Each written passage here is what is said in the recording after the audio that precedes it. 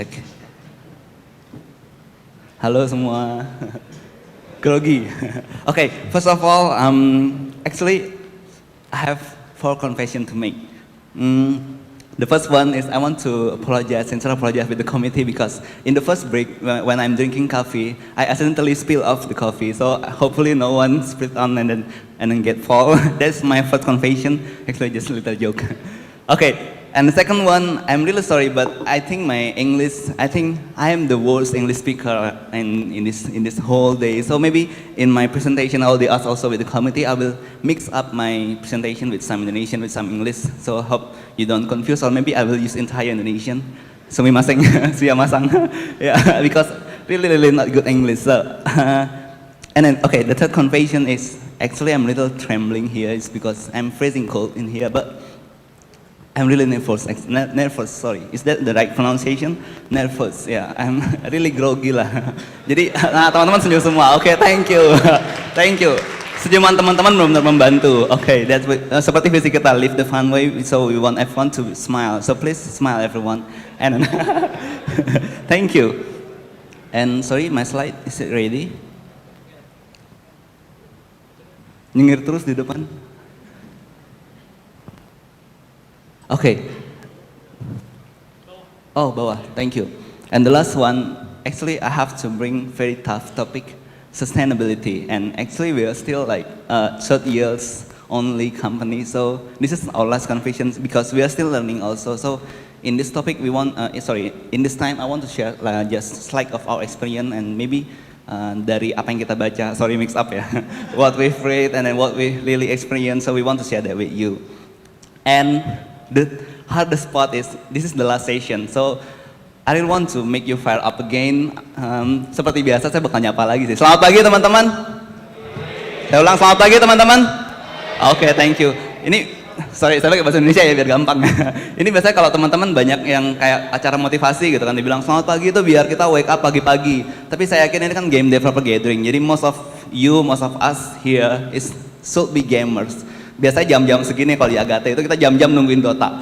Tik jam 6 Dota teriak pada main. Artinya biasanya kan pulang kuliah, pulang kerja, ini jam-jamnya main game. Artinya bagi kita ini sekarang masih pagi. So once again ya, selamat pagi teman-teman. Okay, thank you very much. Okay, maybe quick introduction about us. We just very small startup company, start in like April 2009. Really focus on game development and ya, dari dulu sampai sekarang kita di found and execute by student. Walaupun sekarang teman-teman udah pada lulus, sayanya nggak lulus, tapi ya kira-kira semuanya happy sampai sekarang. And maybe this is a short video about us. Please, tolong dong di switch. Ya. Ya. Quick introduction video about us. Hope you enjoy it.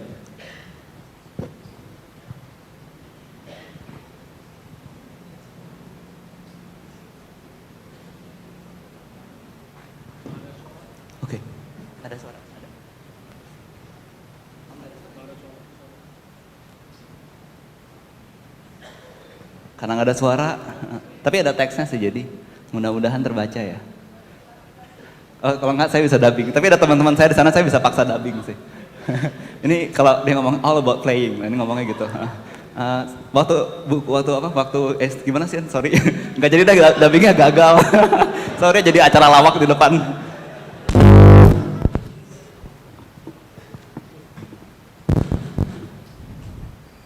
Kemeja panjang, sepatu pantofel, begitu masuk, set, anak-anaknya pada pakai kaos, anak pendek nyeker ya kan. Diulang, kali ini dengan suara.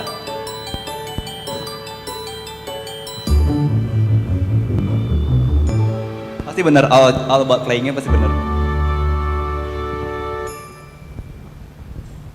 Negara kata game berarti suatu yang bisa saya mainkan gitu. All about playing. Bener kan? Waktu dulu di buku kenangan waktu SD, saya nulis cita-cita game developer. Game developer itu pabriknya kegembiraan. Dulu pertama kali datang ke Agate,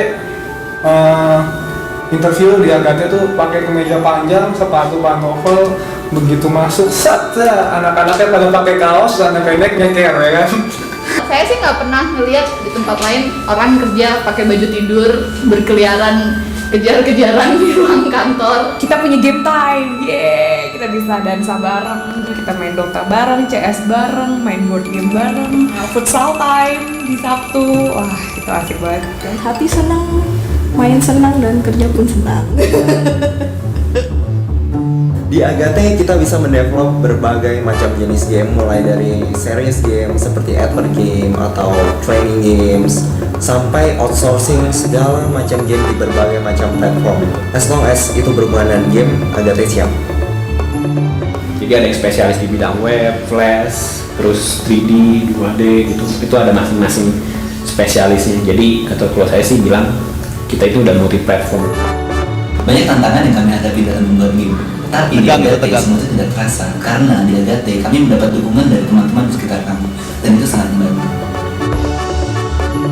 Ya Agate itu dibangun dari mimpi yang gila. Founder-foundernya juga passionnya tinggi. Agate itu sekumpulan mahasiswa nekat bikin perusahaan, banting tulang, berdarah-darah dalam 2 tahun menjadi perusahaan game terbesar di Indonesia dengan ratusan produk. Kalau nggak growth nggak sustain, karena kita tujuannya pengen jadi sustainable company gitu. Di tahun 2015, Agate memiliki mimpi untuk membangun kawasan industri kreatif. Di sini, kami mengharapkan agar teman-teman kreatif bisa mendapatkan ideal untuk berbagi. Semoga Agate dapat bersama. Keselak ini, keselak permen. Kenal laginya di internasional. Bisa mengubah cara pandang orang the world is actually fun. Yang pasti kita pengen bikin dunia lebih bahagia, semoga 10 tahun lagi pun dunia emang jadi lebih bahagia, dan itu kan ada peran kita. You may call this working, but we call this living fun. Itu syuting ulang berkali-kali itu adegannya itu. Hebat. Iya ini. Agate is my family. Orangnya ada. Tangan dong. Thank you. Terima kasih banyak semuanya. Oke. Kita lompat lagi. Oke. Jadi kelihatan kan di sana tadi tampang-tampangnya benar-benar kayak senang banget. Now I will tell something about how we start this Agate. Hup.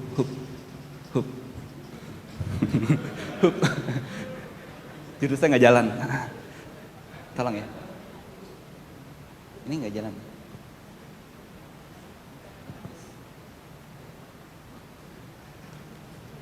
Saya bilang next aja nggak apa-apa. Dikeluarin semua aja deh berarti. Oke, tolong keluarin semua aja. Actually this is the beginning. We start with like when people asking how much is the founder, 18 people, 18, and everyone is so much, sebanyak itu gitu. Jadi banyak orang pada bingung, wah kok banyak banget ya kita bikin startup, dan terbukti sih bagi kita sih, kita waktu itu 18 orang startup jalan, itu benar-benar kita kayak senang-senang bareng-bareng sih. Jadi waktu itu kita benar-benar melakukan hal gila di awal. We start with like 15 people, and because at that time we are just like college student, maybe a lot of you still college student and we don't have much money to build business. So what we decided, we kayak patungan rame-rame, saya nggak tahu bahasa Inggrisnya patungan.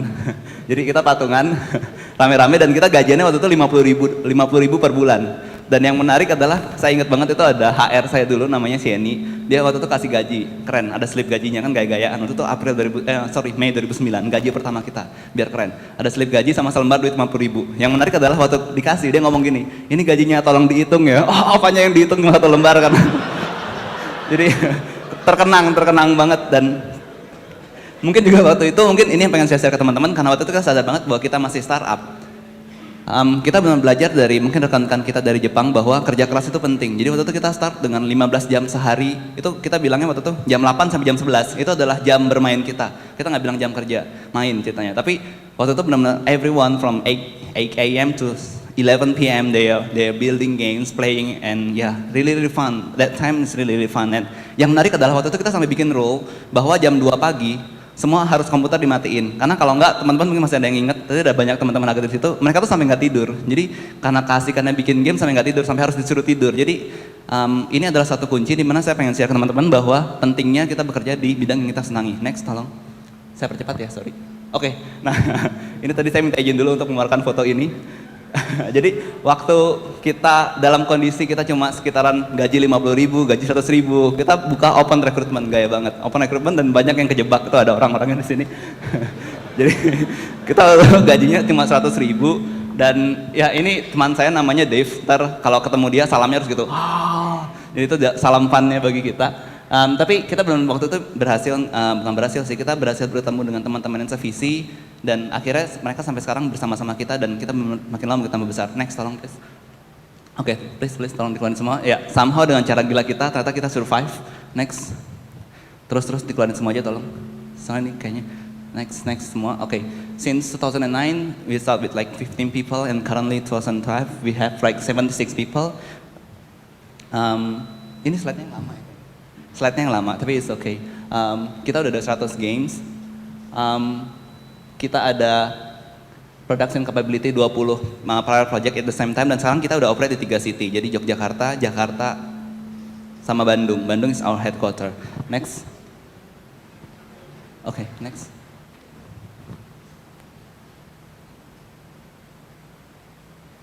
It's okay. Nggak apa, it's okay. Yeah, there is some mix up in the slide, so yeah, I will try to improvise myself. Tapi pakai bahasa Indonesia ya. Kalau bahasa Inggris tambah panik. Oke. So basically, ini kayak time piece kita sih. Ini slide teman saya yang bikin, tapi saya benar-benar selalu senang pakai slide ini. Sebenarnya di sini dia bilang bahwa kita punya small achievement, tapi yang pengen disorot bukan ini. Jadi kita tuh berkali-kali hampir bangkrut, bahkan sampai sekarang juga kita selalu didepankan terhadap kebangkrutan. Cuma yang menarik bagi kita adalah dia selalu tulis bahwa the best achievement for us is that we really have the happiness to do what we really want to do. Because ini yang paling penting kalau teman-teman pengen kejar tadi, sustainability. Jadi kan topik kita utama adalah sustainability dan tadi di video juga ada yang bilang, ada teman saya yang bilang tadi, karena kita pengennya jadi sustainable company. Jadi hal yang paling penting ketika teman pengen jadi sustainable company, sorot ini. Teman-teman harus benar bahagia melakukan apa yang teman-teman lakukan. Ini bakal kita bahas lebih detail lagi. Nah, kalau teman lihat ini wajah-wajah bahagia teman-teman, mereka mau berpose SNSD dan mereka nggak tahu kalau saya sering pakai foto ini, sekarang mereka tahu. Nah, oke. Jadi main topik saya adalah game dev, it's not only game dev. Ini kayak paradox question ya. Jadi bahwa kalau kita mau maju di game dev, yang terpenting bukan cuma game dev. Game dev itu penting, tapi bukan cuma itu. Apa? Mungkin saya pengen start dengan let's start with like very simple question. Maybe saya pengen tanya ke teman-teman juga. Menurut teman-teman apa sih formula dari sukses dan sustainability? Ada volunteer mungkin yang mau bantu? Kalau nggak saya todong loh. Oh, ada yang ngangkat tangan. Thank you. Tapi dia teriak bisa nggak? Growth, oke. Banyak yang bilang bahwa untuk sustain kita harus selalu growth, setuju. Kalau formula untuk suksesnya, ada yang mau share? Oke, oh ada, ya silahkan Tom. Understanding teman, oke, menarik. Understanding teman.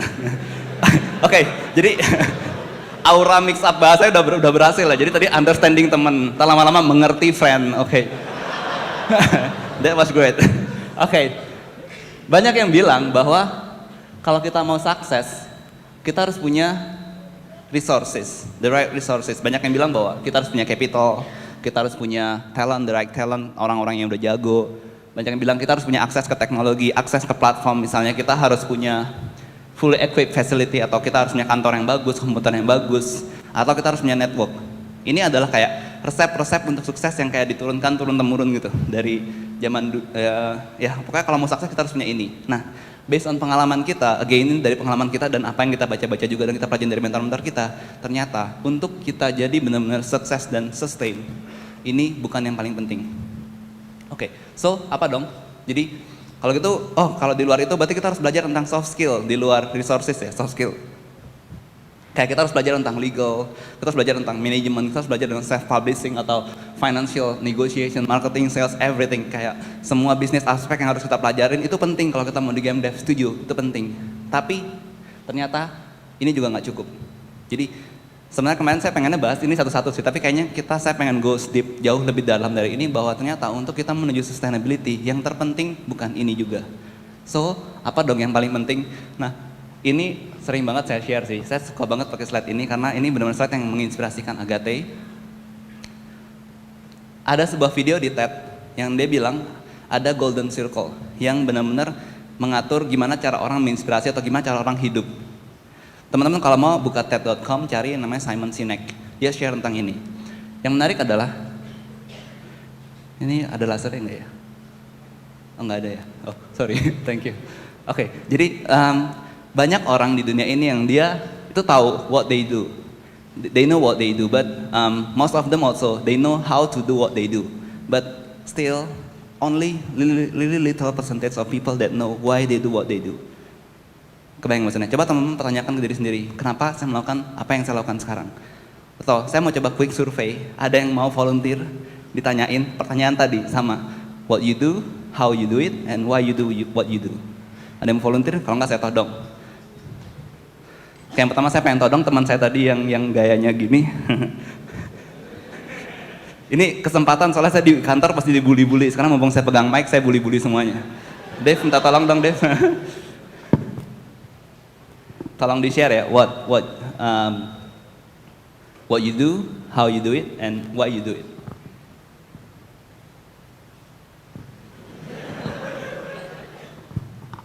Halo teman-teman. Apa dulu?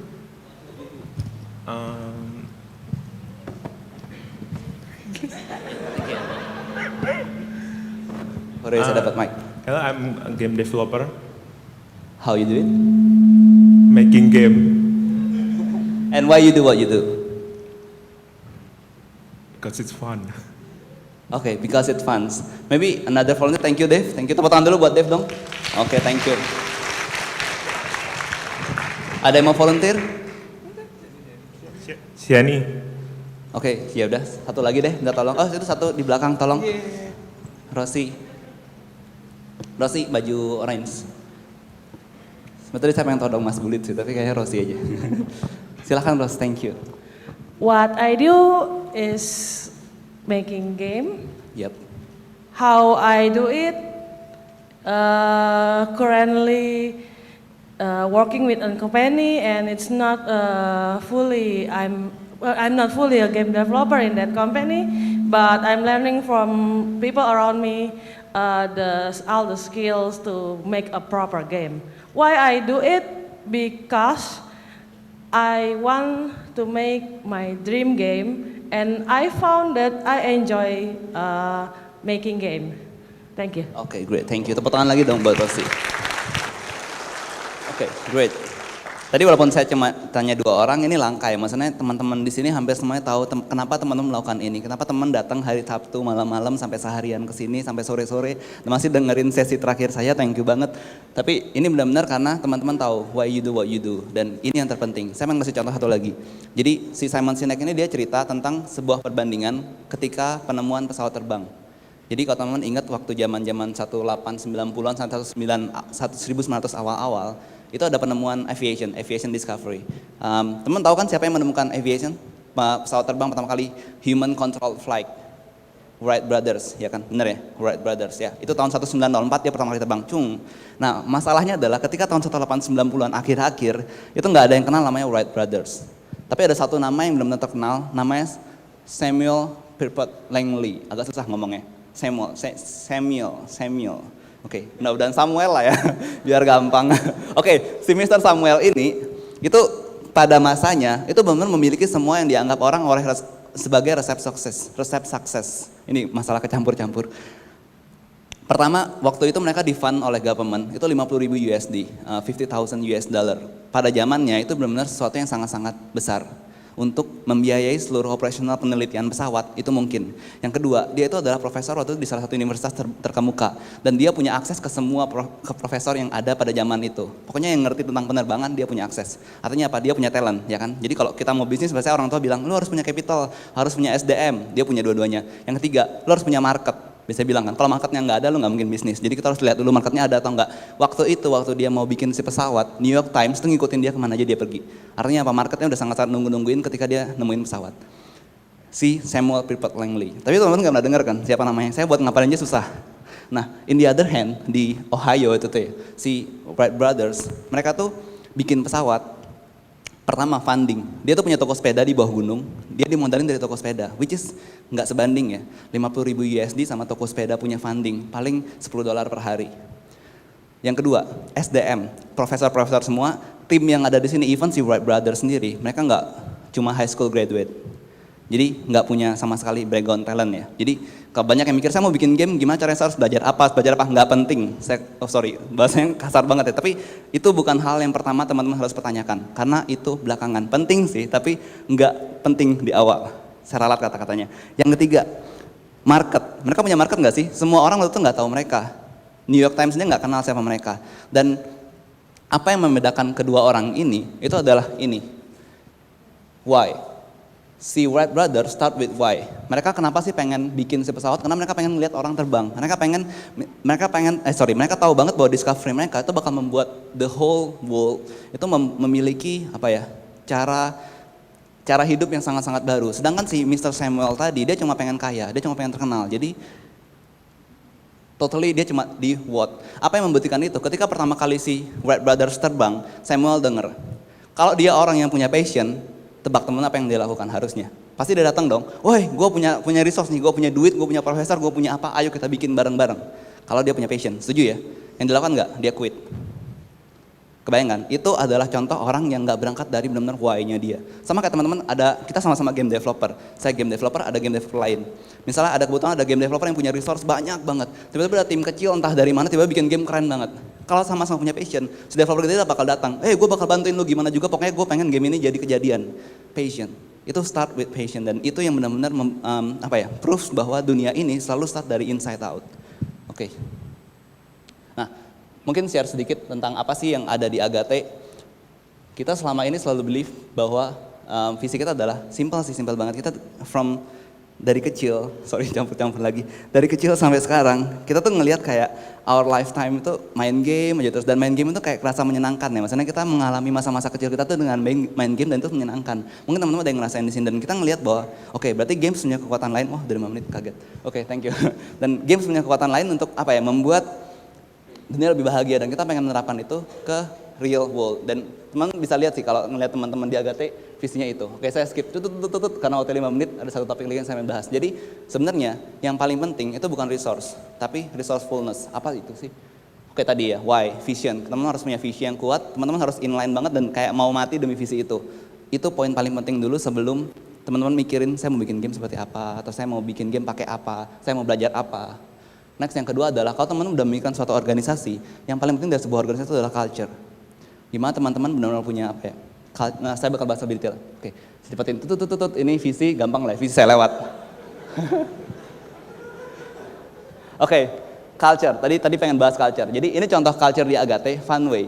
Jadi kalau teman-teman ngelihat, culture ini adalah sesuatu yang harus benar-benar diimplement, benar-benar di dalam hati setiap orang dalam sebuah organisasi. Jadi kalau teman-teman ngelihat orang-orang yang jalannya cengengesan, oh pasti Agate, enggak, bercanda. Maafkan saya teman-teman. Jadi kita benar-benar believe bahwa jalan hidup kita adalah fun way. Artinya apa? Kita pengen membuat kehidupan itu jadi lebih menyenangkan. Live the fun way. Gimana kita bisa hidup dengan menyenangkan? Gimana kita bisa selalu ketawa dalam kehidupan kita? Maka tadi saya request, kenapa teman-teman enggak kita menikmati sore ini mengakhiri acara ini dengan senyuman yang sangat-sangat lebar. Oke, jadi teman-teman bisa lihat kalau perusahaan kayak GE, General Electric atau Astra, mereka benar-benar kuat di sisi culture. Dan ini enggak berubah. Dari awal sampai akhir mereka enggak pernah berubah tentang culture. Ini penting banget dicatat. Next. Yang terakhir adalah mental. Jadi banyak yang agak miss tentang ini, bahwa yang terpenting dalam untuk mencapai kesuksesan atau untuk mencapai sustainability tadi adalah kita harus mempunyai mental yang paling bagus. Bukan masalah seberapa jago kita, bukan masalah seberapa kaya kita, bukan masalah seberapa kuat akses teknologi kita, tapi kekuatan mental kita. Maksudnya apa sih? Ini lebih ke arah positivity. Saya ada sebuah film yang benar-benar saya ingin rekomendasikan ke teman-teman. Ada film judulnya Life is Beautiful. Itu film tentang menceritakan kita gimana caranya hidup di situasi yang paling negatif, tapi bisa stay positif. Ini menarik. Terakhir, waktu ini berapa menit? 2 menit? Ada? Oke, thank you.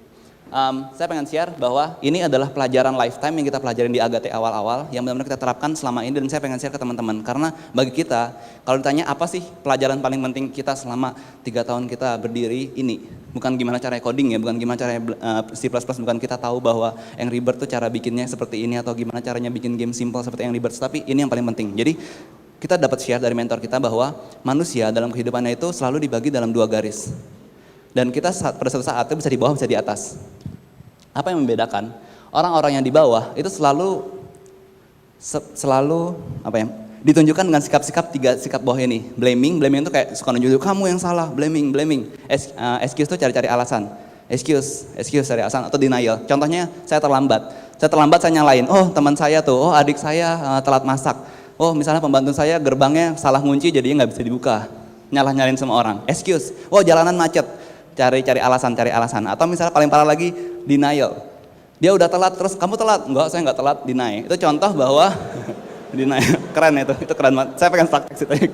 Sorry bercanda. Tapi itu adalah contoh bahwa kalau teman-teman sedang melakukan posisi-posisi ini ya kayak nunjuk atau excuse atau denial, itu teman lagi ada di bawah, agak negatif. Counterpartnya adalah ada yang namanya above the line. Ini ditunjukkan dengan 3 sikap. Ownership itu biasa posisinya gini, ownership, accountability, responsibility. Jadi kalau teman-teman masih ingat kayak ada beberapa himne kampus atau kayak yel-yel kampus yang dia melakukan seperti ini sebenarnya udah warisan budaya loh dari nenek moyang kita bahwa ini menunjukkan sikap positif. Jarang ada yang menerapkannya lagi loh. Banyakan begini-begini atau begini-begini. Ya kan? Padahal ada sikap yang bagus loh. Sikap bagus.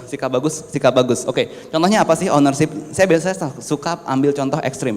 Teman-teman lagi mau nyebrang, ada nenek jauh banget di sana. Misalnya nenek mau nyebrang. Ya udah, nenek nyebrang tiba-tiba dia kepleset jatuh. Oke, ownership itu seperti apa sih? Kita melihat bahwa dia jatuh, itu karena kita nggak nolongin dia. Accountability adalah kita berusaha untuk membantu dia dan kita bisa diandalkan untuk membawa dia sampai ke depan. Responsibility-nya ya, kita bantu dia sampai ke depan, kalau terjadi apa-apa kita bertanggung jawab. Tapi kebanyakan orang melihat kasus tadi, nenek jatuh, oh itu ada orang di sana harusnya dia yang nolongin. Sepakat ya? Atau excuse, wah kita jauh banget sama dia, ngapain kita nolongin? Atau denial paling parah, nggak lihat. Ya kan? Banyak orang masih melakukan itu. Oke, tadi contoh terlalu ekstrim. Oke, setuju. Misalnya paling gampang, teman-teman lagi jalan nih di lingkungan kampus, lagi jalan ada tong sampah di sana, ada sampah di sini. Apa yang teman lakukan? Blaming, bukan saya yang buang. Terus yang kedua misalnya excuse. Oh, iya emang bukan saya, ngapain saya harus buang gitu. Atau jijik kotor Atau misalnya denial, nggak lihat. Paling suka bagian denial ya. Nah, tapi itu adalah contoh bahwa kalau kita melakukan sikap-sikap yang di bawah, kita tuh dipenuhin sama negativity. Padahal yang terpenting untuk mencapai sustainability adalah seberapa positif sikap kita. Mungkin waktunya agak kurang ya, tapi ini benar-benar penting banget teman tolong selalu ingat di mindset teman-teman, sama teman selalu saling ingetin bahwa yang terpenting adalah kita selalu di atas. Dan ketika teman-teman selalu di atas, nggak ada tantangan yang teman-teman nggak bisa lewatin. Teman-teman gagal aja bisa jadi kayak Thomas Alva Edison. Oh saya nggak gagal kok, saya berhasil menemukan cara yang salah. Dan dia bisa bangga banget bisa bilang cara yang salah. Itu contoh gimana melihat sesuatu jauh lebih positif dengan mindset yang sangat-sangat positif. Mungkin itu dulu, saya skip ini. Terakhir, what's the next step? Buat teman-teman yang pengen bikin games, stepnya sebenarnya simple sih. Saya harapkan teman-teman, ini sharing dari pengalaman kita sih. Yang pertama adalah teman-teman define visi teman-teman. Teman-teman pengen bikin game apa? Pengen bikin yang, saya pengen bikin membuat dunia lebih bahagia. Atau misalnya saya pengen membuat anak-anak yang di TK bisa berinteraksi satu sama lain. Atau kayak tadi sharing dari Pak Yusuf yang ngelihat berbagai karya game yang bisa membuat interaksi antar orang di lingkungan yang kecil aja bisa bahagia. Misalnya itu visinya. Terus habis itu teman-teman cari tim atau cari cara gimana caranya how-nya tadi. How. Setelah itu set your goals. Misalnya teman-teman, saya mau pengen ikutan lomba, cari goals yang simple dulu aja, ikutan lomba, menang lomba, game-nya jadi dulu, atau game-nya dipublish di App Store, kasih goals yang ada milestone. Setelah itu baru build the games. Nah seharusnya pertanyaan teman-teman kayak bikin game-nya pakai apa, terus belajarnya di mana, e-booknya cari di mana, itu keluar di step keempat.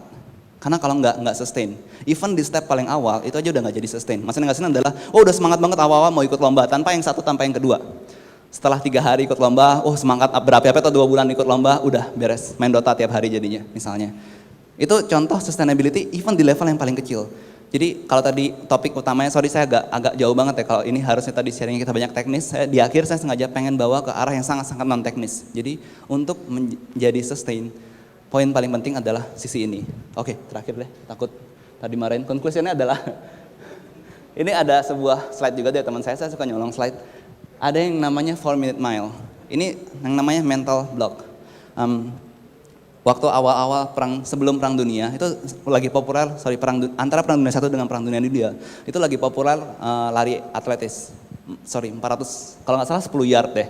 10 yard, lari 10 yard di bawah 4 menit. Waktu itu para profesor berusaha membuktikan bahwa susunan tulang kita, susunan otot kita itu nggak mungkin membuat manusia bisa lari lebih cepat daripada 4 menit. Nggak mungkin, dia bilang. Sampai ada satu orang, dia bilang, gue nggak percaya sama profesor, gue bisa. Dia latihan tiap hari, latihan. Setelah 2 tahun latihan, dia bilang, tes gue, lari 10 yard. Dan dia di bawah 4 menit. Oke, ya karena dia latihan misalnya. Oke, tapi pada momen dia berhasil melewati barrier 4 menit itu berita diberitakan ke seluruh dunia. Dan di tahun yang sama, 300 orang lain bisa melakukannya. Artinya apa? Yang masalah bukan kitanya. Maksudnya potensi manusia itu selalu nggak terbatas, tapi hanya kita yang selalu membatasi diri kita. Jadi ini mental block yang teman-teman harus, karena maksudnya kalau teman selalu berpikir bahwa manusia nggak ada yang bisa lompat sampai pohon, beneran nggak ada yang bisa melompat sampai pohon. Padahal dulu ada gitu, di film Angling Dharma itu nonton kan, tapi itu film. Sorry ngelawak terus. Tapi in the end, saya pengen share bahwa if Agatha can do it, I believe you can do it and you can do it and you can do it better. Thank you very much. Ya, tepuk tangan buat teman-teman semua.